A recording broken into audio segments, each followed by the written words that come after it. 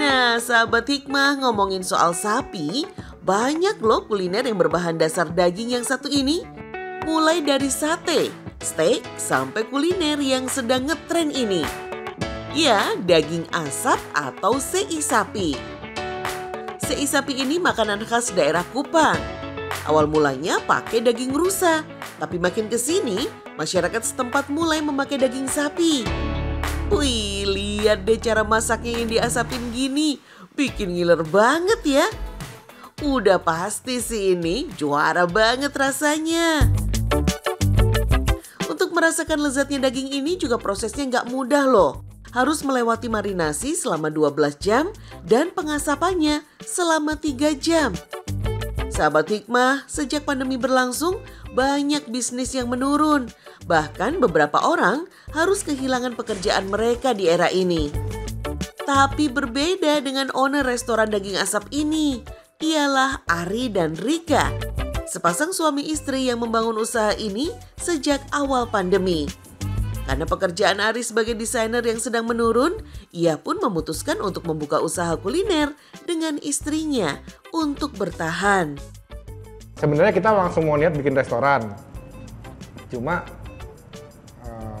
Februari, Maret ya, itu udah bayar ruko, sewa, cuma karena pandemi kan, ya udahlah, emang sekarang zamannya online, kita fokusinnya dari online deh, balik semuanya pindah ke rumah.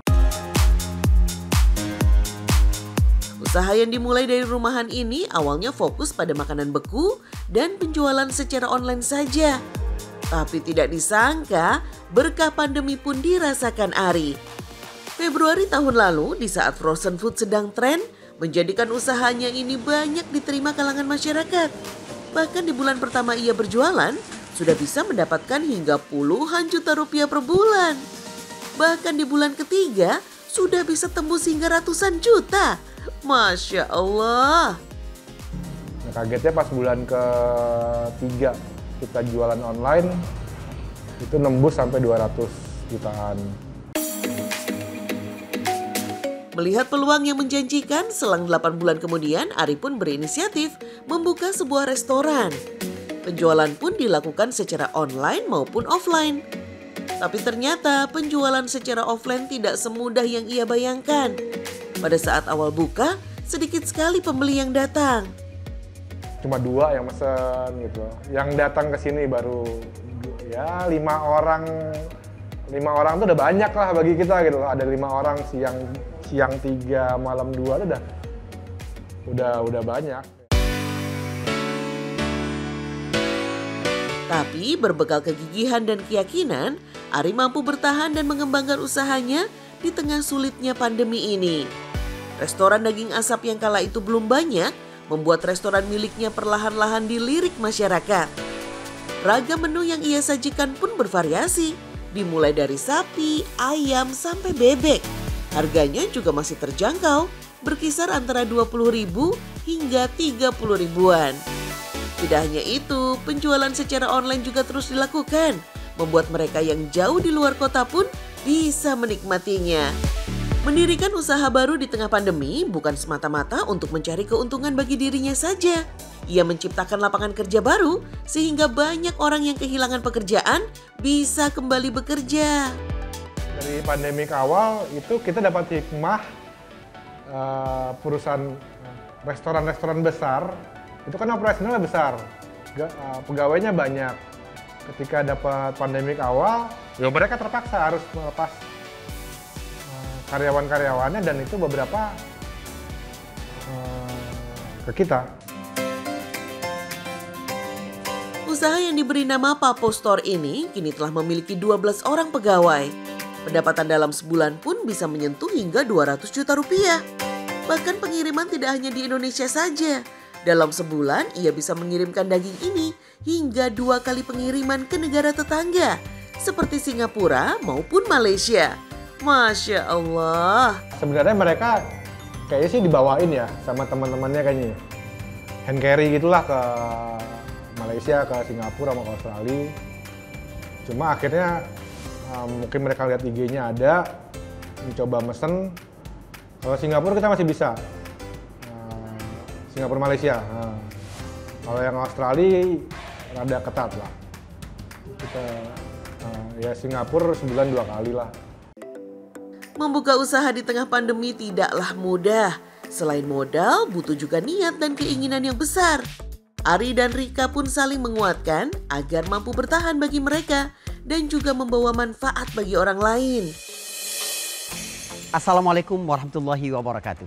Sahabat hikmah yang dirahmati oleh Allah Subhanahu wa taala, manusia sebagai makhluk ranking 1 disediakan oleh Allah Subhanahu wa taala segala sesuatu di alam raya ini untuk kepentingan manusia. Di antaranya bagaimana Allah Subhanahu wa taala menyediakan hewan ternak untuk kebutuhan hidup manusia. Kalau Allah Subhanahu wa taala bercerita secara umum tentang sapi, tetapi bagi kita biasanya kita manfaatkan dagingnya untuk kita makan. Ini juga cara kita mensyukuri nikmat Allah Subhanahu wa taala. Bahkan para ahli surga itu diberi dari jenis daging dan buah-buahan. Allah Subhanahu wa taala berfirman, "Wa amdadnahum bifakihatin wa lahmin mimma yashtahun." Dan kami berikan penduduk surga itu buah-buahan serta daging berbagai macam, apa-apa yang mereka inginkan. Sahabat hikmah, kalau olahan sapi yang satu ini siapa sih yang nggak tahu? Pastinya udah familiar deh dari goreng-goreng begini. Iya, ini dia kerupuk kulit. Tapi kalau kerupuk kulit Ibu Kun ini sudah tahu belum? Sudah berdiri sejak tahun 1973 loh, udah hampir 50 tahun. Waktu itu suamiku kan kerja di Jagal, terus aku jualan di pasar. Dari tahun 73 itu bawa kulit dari Jagal tuh paling sehari 40 kilo, 30 kilo dikerjain sendiri. Dulu Ibu Kun dan almarhum suami merintis usaha ini dari rumahan. Setiap harinya mereka berdua memproduksi kerupuk kulit sendiri dari awal hingga akhir. Almarhum suaminya lah yang setiap hari berdagang kerupuk kulit keliling ke sana kemari. Terkadang juga berjualan hingga ke pasar-pasar. Lambat laun kerupuk kulit Ibu Kun disukai banyak orang. Setiap hari pesanan semakin banyak. Kerupuk kulit Cipta Rasa pun semakin dikenal banyak orang. Ya kita itu nawar-nawarin di mana-mana, alhamdulillah isinya pada cocok semua.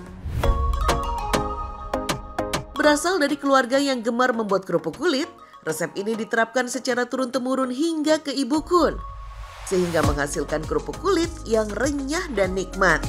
Untuk bahan baku kulitnya, Ibu Kun biasa mengambil ke pasar-pasar. Kulitnya dari Kramasjati sama Ciputat.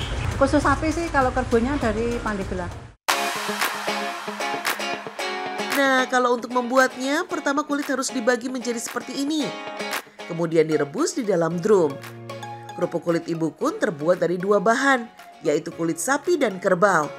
Rasa yang disajikan pun hanya original asin saja, karena Ibu Kun tetap ingin mempertahankan cita rasa keasliannya.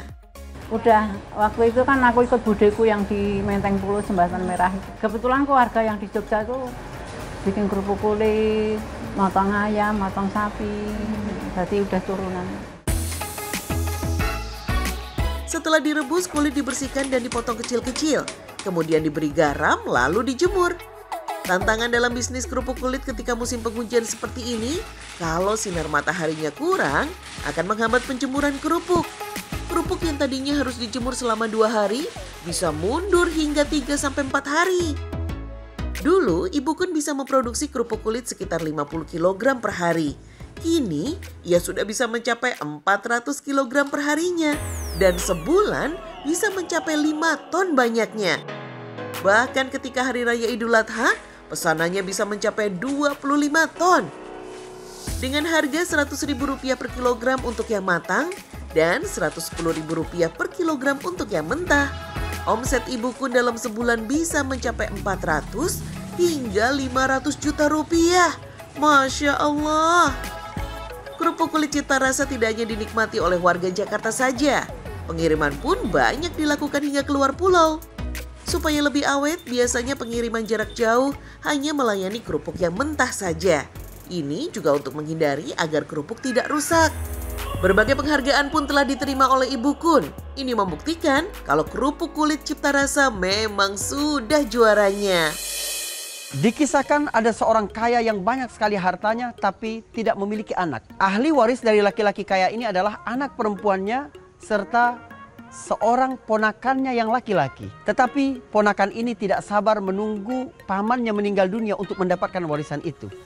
Sehingga suatu hari dia mengajak pamannya ini keluar kota, lalu dia bunuh pamannya di situ. Dia tinggalkan jenazah pamannya itu di kampung lain.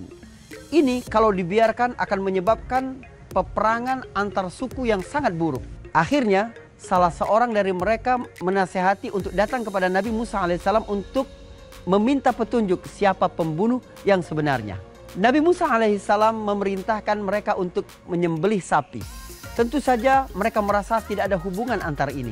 Bani Israel yang diperintahkan oleh Nabi Musa alaihissalam untuk menyembelih sapi itu hampir-hampir tidak dapat melakukannya. Sapi seperti yang mereka tanyakan itu milik seseorang yang menjaga wasiat yang luar biasa dari ayahnya yang sudah wafat agar dia tidak menjual sapinya. Tetapi kemudian untuk kepentingan ini sapi itu akhirnya direlakan untuk disembelih. Akhirnya sapi itu disembelih dan ekornya dipukulkan kepada mayat itu. Mayat itu pun berbicara dan menunjuk ponakannya yang membunuh dirinya. Sehingga selamatlah Bani Israel dari ancaman konflik antar sesama suku. Menggali hikmah, menuai berkah.